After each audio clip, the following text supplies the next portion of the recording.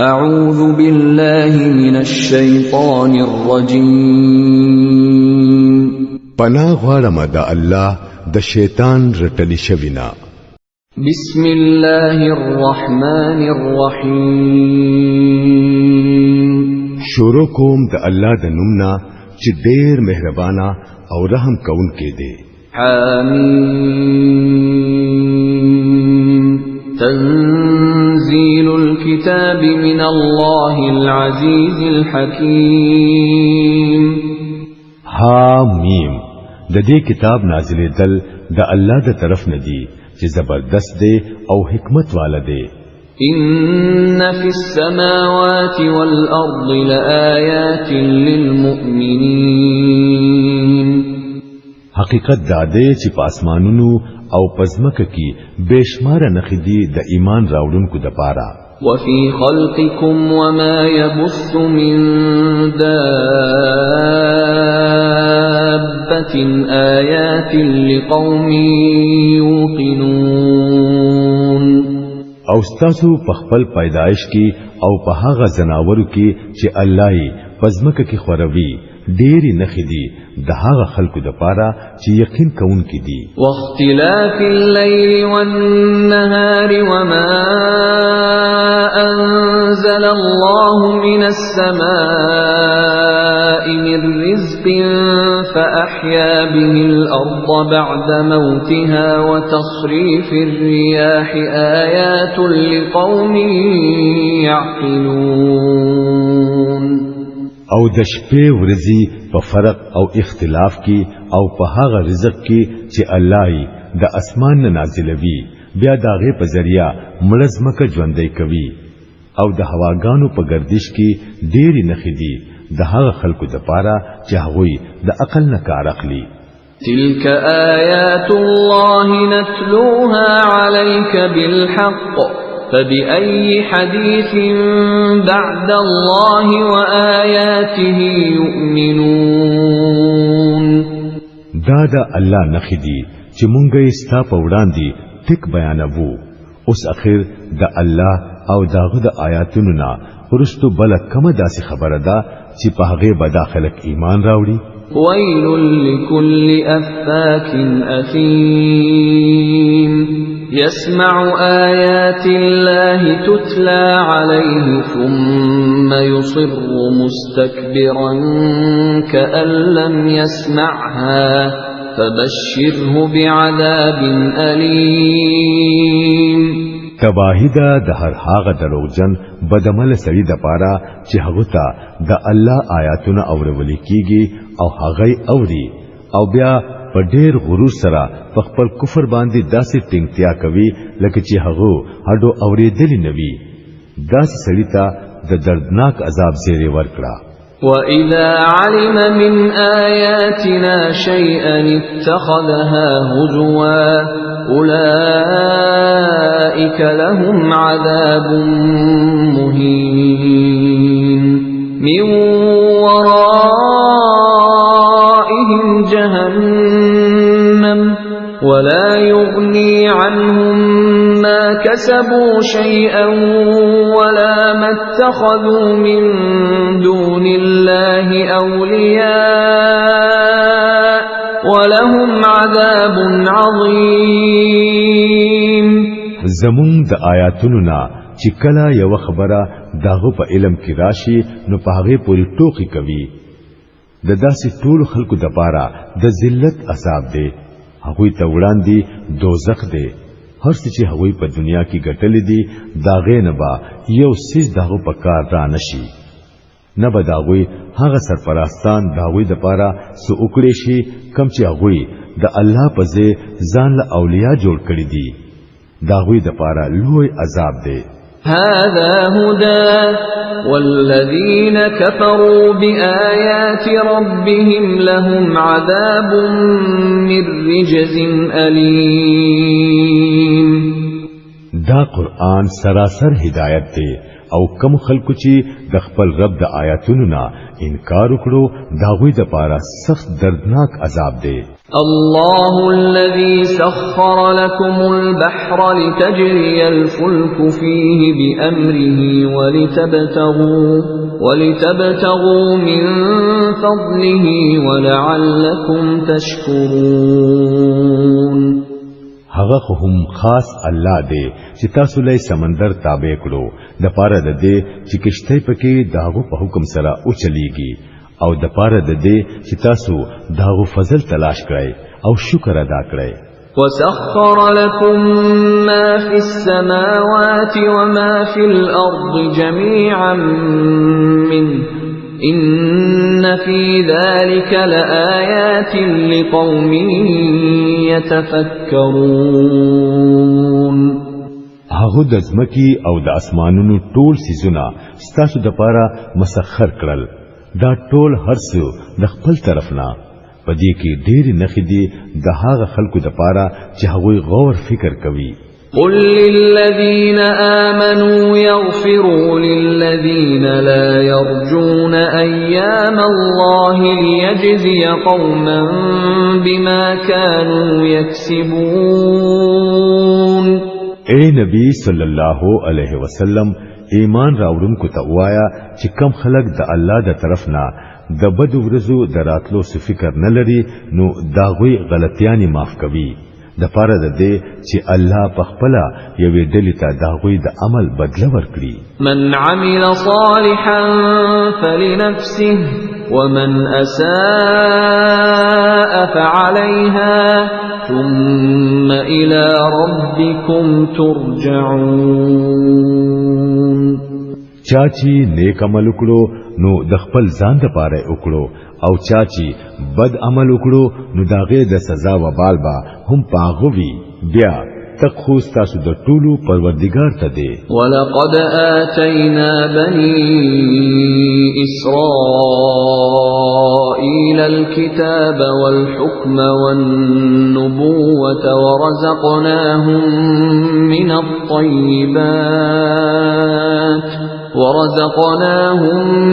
الطيبات وفضلناهم على العالمين وآتيناهم بينات من الأمر فما اختلفوا إلا من بعد ما جاءهم العلم بغيا بينهم إن ربك يقضي بينهم يوم القيامة فيما كانوا فيه يختلفون.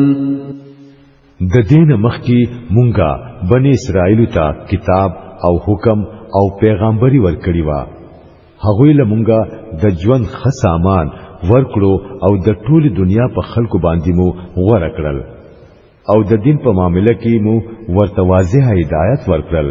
بیا چې کم اختلاف دا غوی په منځ کې را پیدا شو نو هغه د ناپوهتیا په وجه نه بلکې د علم راتلو نه وروسته را پیدا شو او په دې وجه را پیدا شو چې هغوی په خپل منځ کې په یو بل باندې زیاتې کول غوښتل. بهشکه الله به د قیامت په ورځ دغه معاملو فیصله کوي چې په کومو کې هغوی اختلاف کوي. ثم جعلناك على شريعة من الأمر فاتبعها ولا تتبع أهواء الذين لا يعلمون إنهم لن يغنوا عنك من الله شيئا وإن الظالمين بعضهم أولياء بعض والله ولي المتقين. د دین رستو اوس اے نبی صلی الله علیه وسلم مونږه ته د دین په معاملې کې په یو صفا غټلار شریعت باندې مقرر کړی نو ته هم په دغه لار ځه او داغه خلکو په خواهشاتو پسې مزه چې هغه علم نه لري د الله په مقابله کې هغه ستا هیڅ پکار نشراتلې.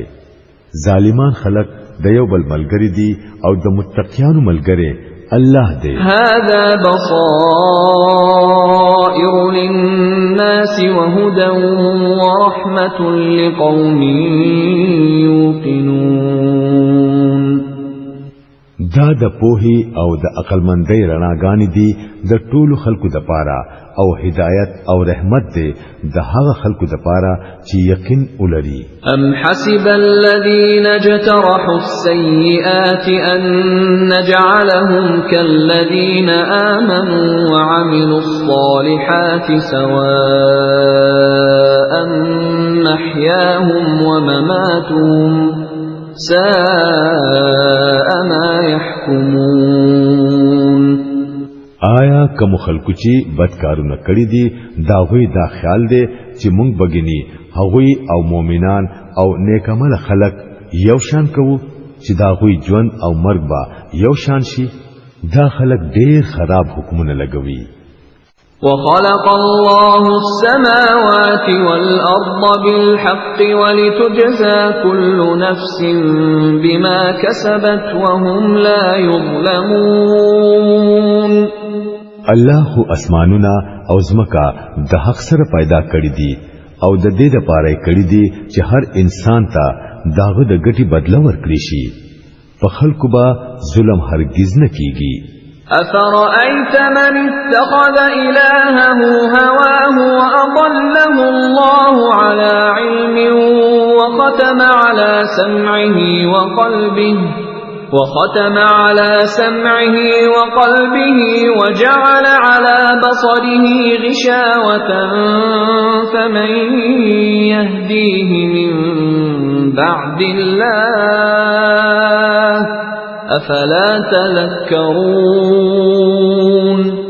نو آیا تا چری د هغه سړي په حال هم غور کړی دی چې هغه د خپل نفس د خواهشاتونه ځان له خدای جوړ کړو او الله هغه د علم باوجود گمراهۍ ته ورځوو او داغه په غوګونو او زړه باندې مهر لګاوو او داغه په سترګو باندې پرده واچولا. د الله نه پس اوس بل څوک دی چې هغه ته نه غلارو خي؟ آیا تاسو سبق ناخلئ؟ وقالوا ما هي إلا حياتنا الدنيا نموت ونحيا وما يهلكنا إلا الدهر وما لهم بذلك من علم إن هم إلا يظنون.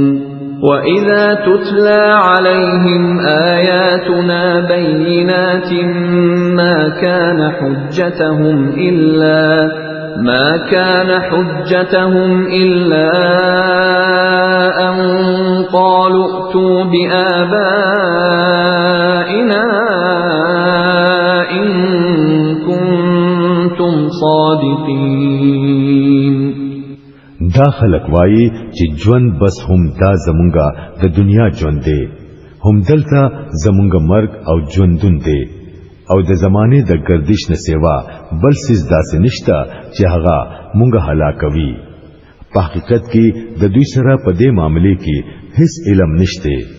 دوی تش د ګمان په وجه دا خبرې کوي او هر کله چې زمونږ واضح آیاتونه دوی ته اورول کیږي نو د دوی سره د دین سیوا بل هیڅ دلیل نوي چې راولای زمونږ پلرونه نکونه کو تاسو رښتینی یې.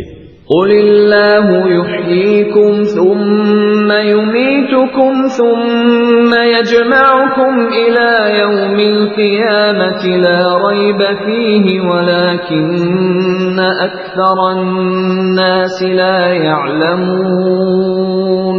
اے نبی صلی الله علیه وسلم دوی ته وایا خاص الله تاسو له ژوند درکوي بیا هم هغه تاسو مړ کوي بیا به هم هغه تاسو د قیامت په ورځ راجمع کوي چې داغه پراتلو کې هیڅ شک نشتا لیکن اکثر خلک نه پوهیږي.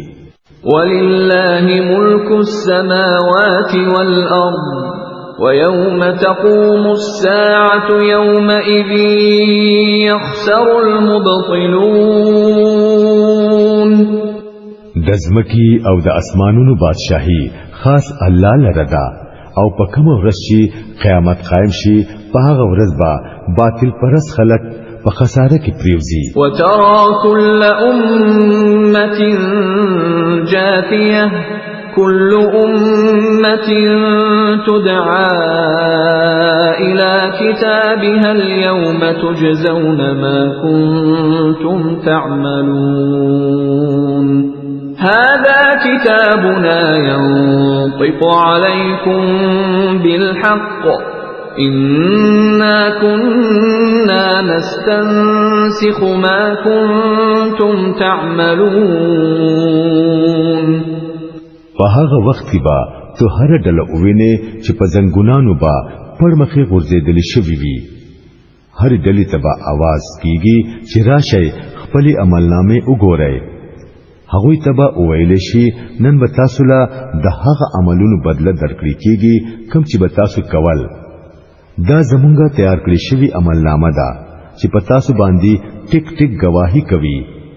تاسو بچي سکول هغه به مونږه پچا لیکل. فأما الذين آمنوا وعملوا الصالحات فيدخلهم ربهم في رحمته ذلك هو الفوز المبين.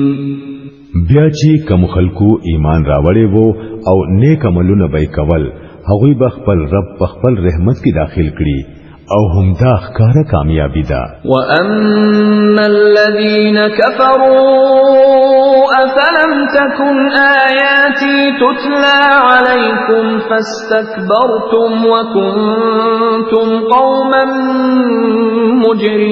مجرمين وإذا قيل إن وعد الله حق والساعة لا ريب فيها قلتم ما ندري ما الساعة إن نظن إلا ظنا وما نحن بمستيقنين.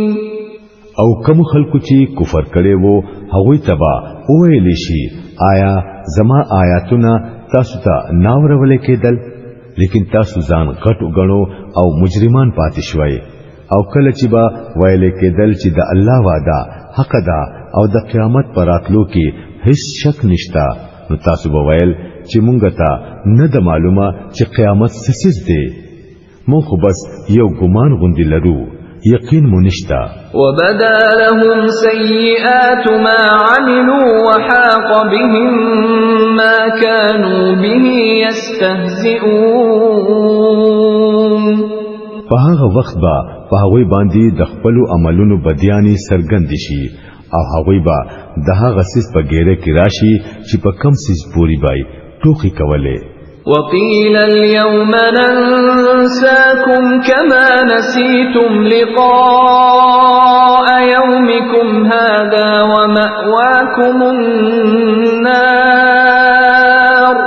ومأواكم النار وما لكم من ناصرين. او هغوی ته به ویل شي چې نن مونږه هم تاسو هغه سحرو لکه څنګه چې تاسو د دې ورځې ملاقات هېر کړې وو. ستاسو د اوسېدو ځای اوس دوزخ دی او هیڅوک ستاسو مددگار نشتا. ذلكم بأنكم اتخذتم آيات الله هزوا وغرتكم الحياة الدنيا فاليوم لا يخرجون منها ولا هم يستعتبون. دا انجام ستاسو زکه شو چې تاسو د الله په آیاتونو پوری ټوکی کولې او د دنیا ژوند په دوکه کې اچولې وای. نو نن با نه دا خلک د دوزخ نه راستل کیږي او نه با دوی ته ویل کیږي چې په معافی غوښتل سره خپل رب راضي کړي. فلله الحمد رب السماوات ورب الأرض رب العالمين وله الكبرياء في السماوات والأرض وهو العزيز الحكيم. پس سنا خاص الله لردا چې د ځمکې او د اسمانونو مالک دی او د ټولو مخلوق پالون کې دی پزمکا او پاسمانونو کې لوی خاص هم هغه لره ده او هم هغه زبردست دی او حکیم دی